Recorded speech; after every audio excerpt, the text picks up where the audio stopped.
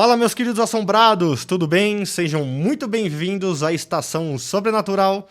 Eu sou o Laz e eu aqui toda semana estarei lendo relatos sobrenaturais reais enviados por vocês inscritos. Caso você tenha algum relato sobrenatural, basta enviar o seu relato por e-mail que se encontra aqui embaixo da descrição, que o seu relato vai aparecer aqui no canal, beleza? E como primeiro vídeo, muito importante para mim, quero agradecer a todos já de antemão. O primeiro relato que eu vou ler é um relato que aconteceu comigo do ano de 2016 e o título desse relato é Um Encontro que Não Deveria Ter Acontecido. No ano de 2016, eu morava em um bairro simples da região onde vivo até hoje. A vizinhança era extremamente tranquila, sem qualquer tipo de agitação.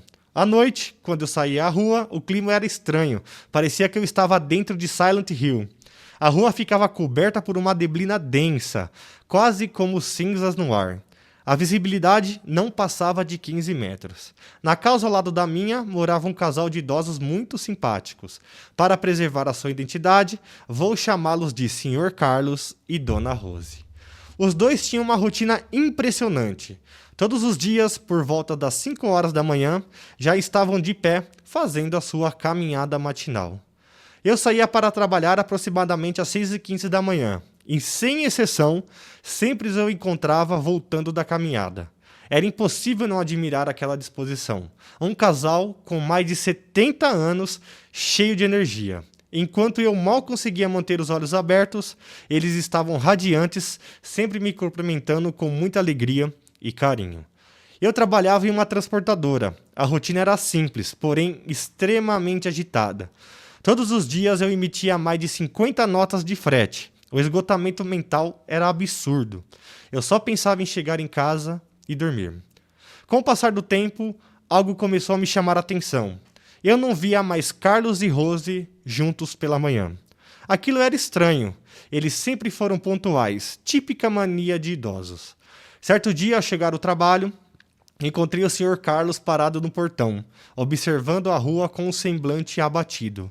Ele olhava para o chão como se tivesse perdido algo muito pequeno e estivesse tentando encontrar. Parecia completamente perdido nos próprios pensamentos.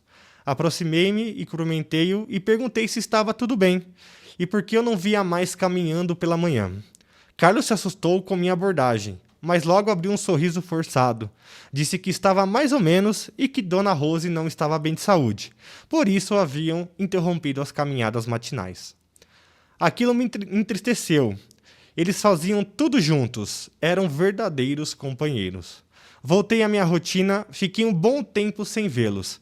Minha mãe, que tinha mais contato com o casal, e sempre que eu perguntava sobre Dona Rose, a resposta sempre era a mesma.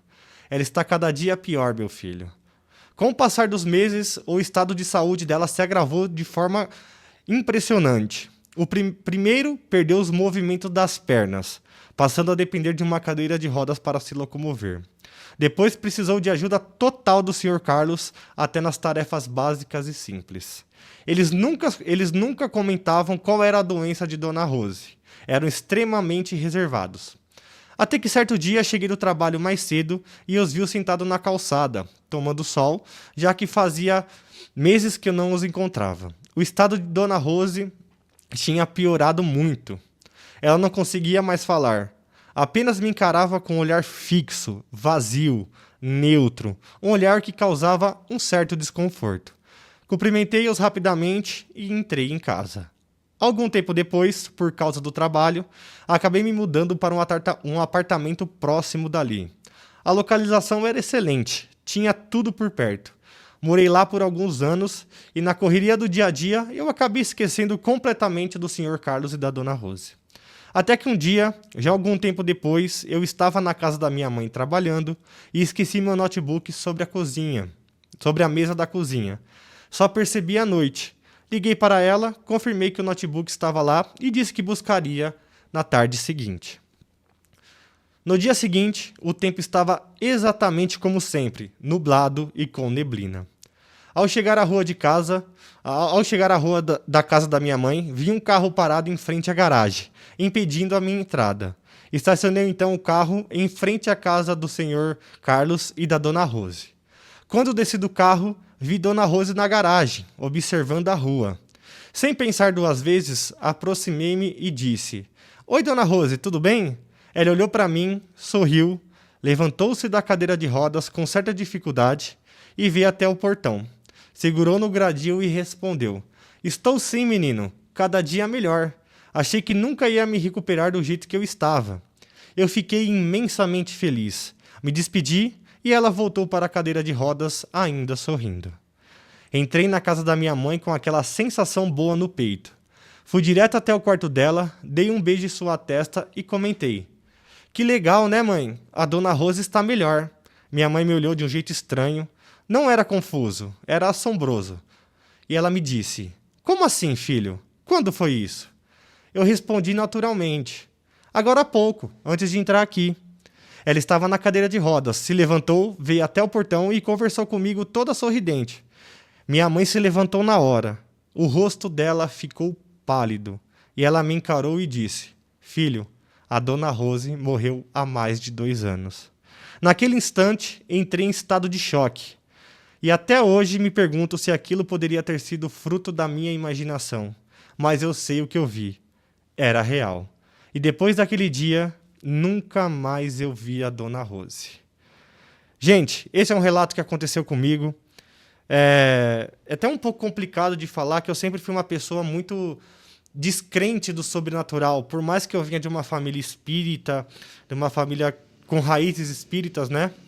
E eu nunca acreditei nessas coisas de, vamos dizer, fantasmas, espíritos ou algo do tipo. E isso é uma coisa que aconteceu muito, que eu nunca vou esquecer. E a partir desse dia, eu posso acreditar que foi uma experiência para mostrar para mim que realmente o mundo sobrenatural existe, que ele é real, não é invenção das pessoas, da cabeça das pessoas. Agora eu fico me perguntando aqui, imagina só se eu tivesse conversado com outros espíritos, num ambiente aberto, uma área aberta. Aí as pessoas vendo eu conversar com o espírito, mas eu vi o espírito e as pessoas não viam o espírito, e as pessoas já acharem que eu estava falando sozinho, que eu era louco. Já parou pra pensar numa situação dessa? Meu, seria muito constrangedor, né? Falar assim, lá, ó, aquele menino lá, ó, não bate bem das ideias, tá falando sozinho. E, na verdade, na minha visão, né, na nossa visão, a gente tá falando com alguém que é um espírito, com alguém que já desencarnou. Mas, brincadeiras à parte, o mundo espiritual realmente existe e não duvide dele. Espero que vocês tenham gostado desse relato. É um relato curto, é um relato simples, porém é uma experiência muito marcante na minha vida. Um muito obrigado a todos e até o próximo relato sobrenatural.